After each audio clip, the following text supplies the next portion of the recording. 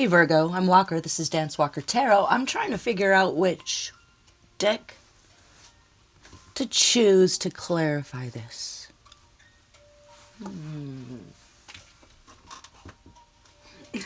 Okay.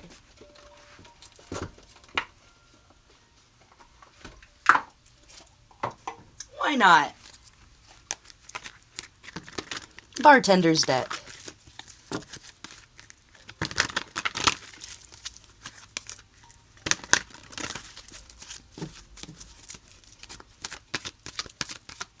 So this will be a timeless look ahead at your week. Whenever you find this, it's going to be the next couple weeks of your life, okay?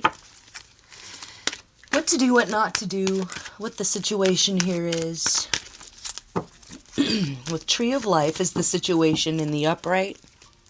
It's beautiful. Clarified by the Norland's Buck. Oh my gosh, I got ink all over me. Ignore me.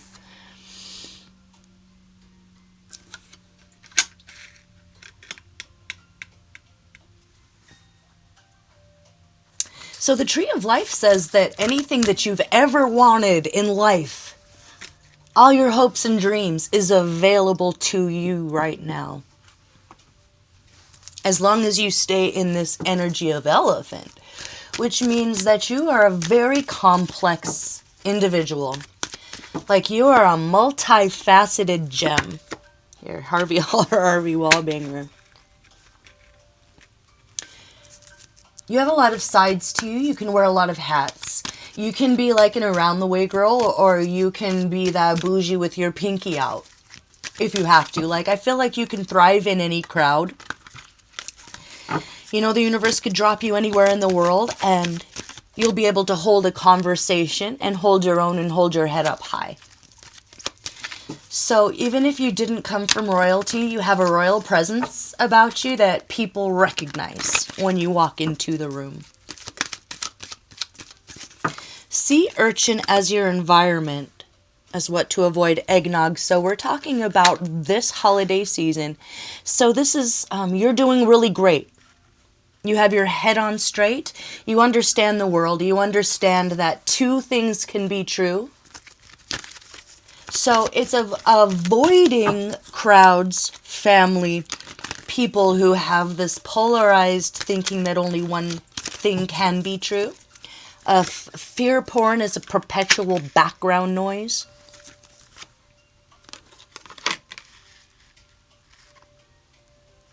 So if it's a situation where you have to be around your family for the holidays, or you work and it's like the holiday parties and you can't get out of it, and you're just like, it would cause more problems to not go than to go, and you have to go and you have to take a present. That doesn't mean that you have to get into political arguments. It doesn't mean that you have to be a part of fear culture or outrage culture or cancel culture. Avoid all of those things. Either it's slander and gossip that you're responding to, and you're like, somebody's got to say something. Don't do that. Just don't. Just don't. That could be if it's not a family group that you know feels like this is black and white and only one thing can be true, or the world is about to end and we're all gonna die. Avoid all those things. TV movies, I don't know, Netflix, blogs, YouTube. You know, if that's something that's just kind of going on in the background, I don't know where you work or what it is, but it's time to get some headphones. It's time to drown it out. Or just literally not be a part of any conflict, debate, philosophical back and forth tug of wars with anybody at all. It's because they're never going to understand the full picture. So it's a waste of time, right? Eagle here with, like I was saying, if you have to do it, if you have to be around them, Just do what I did. Go play games with the kids. You go get, like, Guess Who. You go get Apples to Apples. You go get, what are the games that people, Jenga? Something where you can set aside feelings, philosophies, opinions, fear porn, all of that. Wind up right here. So the best outcome is just breathe through it. Instead of reacting, you breathe. You walk away. You decide in advance that you're going to have that corner to go and meditate, or that corner to go and let it out.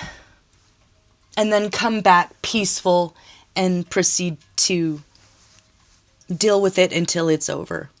If you have to be around family for the holidays. What to do, what not to do. So we already know that you're going to keep the mature perspective, and you're going to avoid slander and gossip, and you're going to avoid sitting around the table and talking about this person or that person, or even, this is for somebody, if you hear them talking about you, if you're like, I'm not dealing with that, and you're in the other room and having fun or playing charades, or like innocent, childlike fun, it's going to irritate their demons, and they're going to start talking about you, and you're going to hear it in the other room. Let it go. Because something that, what? Because why? Hold on. Sometimes there's a, transcript.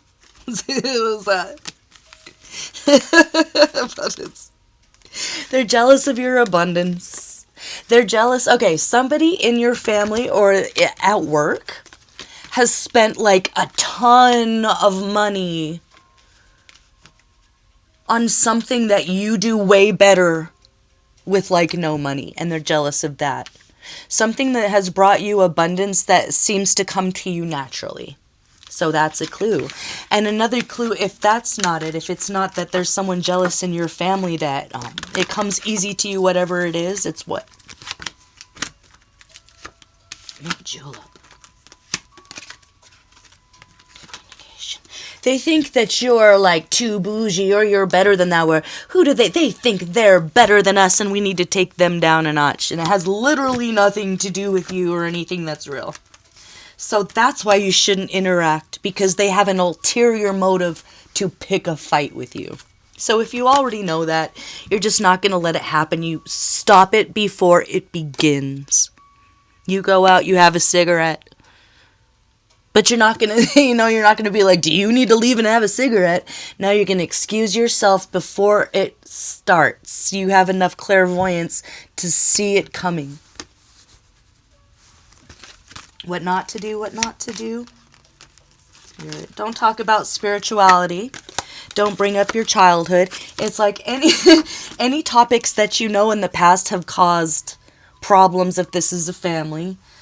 Something like that. Avoid religion, avoid politics, avoid talking about money, avoid talking about investments. And if you hear them talking about you, let it go. I'm not saying ignore it.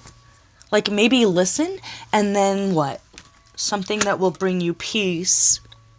It's like you just have your little music on in your headphones, and then what you realize is that when they're done talking about you, they literally have nothing else to talk about. Because they're so boring. They're so brainless. There's not anything going on up there in the noggin. So if it's family, you're kind of an anomaly, and they sense that about you. But what are you going to do except avoid it? Create that unfuckable with personal bubble around yourself for the holidays if you have to be there. If you can avoid it, what?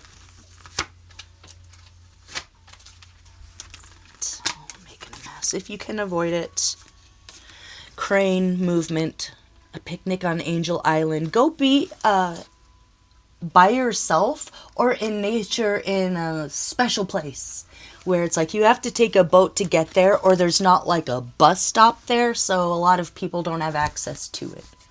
And if you don't have access to a car, save up some money, like it was saying, instead of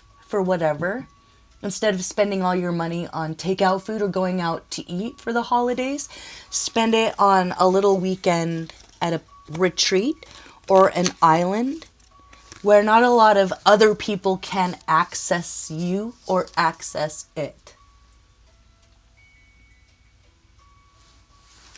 And so once you choose that, there is a longevity, a long-lasting peace, and a dynamic movement for you. So one last little test from the universe before you get the green light to the material comforts, enjoying your hard work and having it in a peaceful environment where nobody wants something from you, or nobody's trying to pick a fight with you, or nobody's trying to cause conflict around you in your relationships.